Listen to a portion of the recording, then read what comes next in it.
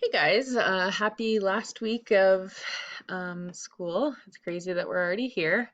This week I kind of decided that I kind of wanted to talk about how, as social workers, we kind of have to put certain biases and I guess stereotypes and things like that aside that we maybe have grown up with, or just kind of like what we look at as right and wrong, depending on who our clients are. Uh, Like I know we talk about like we're social workers and we're here to help and um, we have to advocate for our clients, but I find sometimes that can be difficult just because of um, I don't know, I guess like what they've done. So I don't know if this like works for every social worker and client relationship, but I know just with the jail, obviously we get some guys in that have pretty horrendous charges and things like that. Um, And as a correctional officer, I basically don't look at their charges. I don't look at what they're in for, just because you have to treat them all the same. You can't treat somebody differently solely because of what they're in for.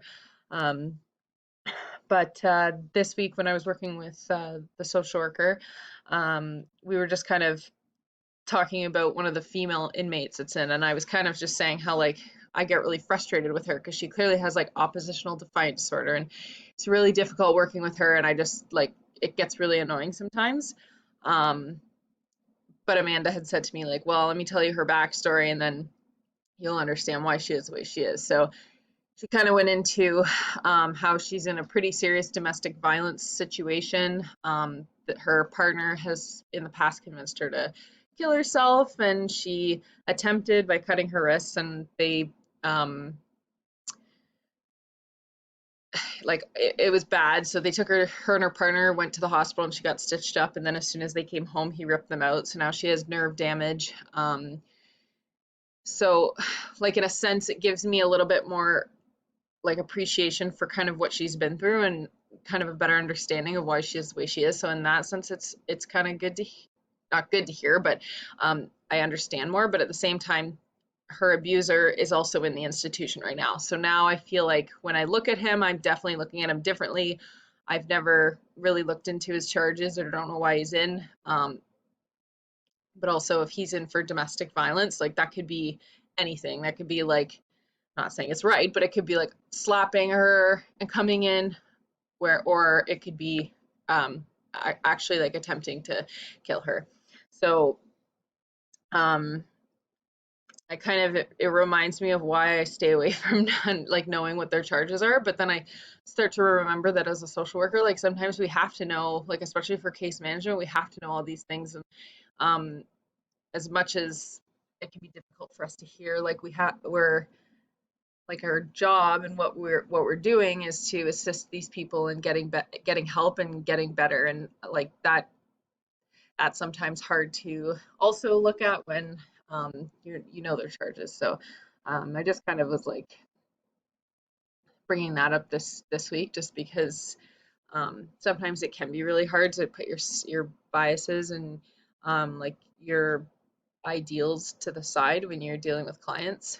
Another example is an inmate who he came forward on his own, but he was from a Mennonite community, and he came forward that he had been sexually assaulting both of his daughters. Um, he said, like within his community, they've kind of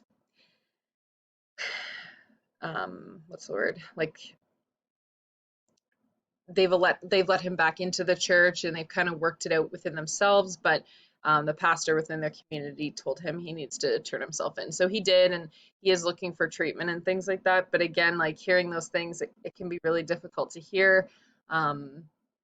So I don't know like if you guys have ways that you kind of um, work around like those feelings or how you deal with it.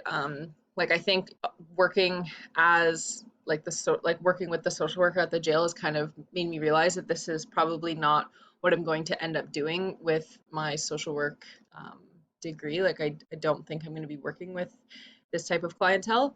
Um, but obviously other clients that I would see in the future, assume like could have these types of backgrounds, and it's something we definitely have to be careful, like just think about when we're working with people. But you see, I'm running out of time. But yeah, I don't know if you guys have any options or ideas or ways that you kind of try to like keep yourself in check and remember that like you're here to help, and it's not always easy to hear some of their background. But thanks for listening.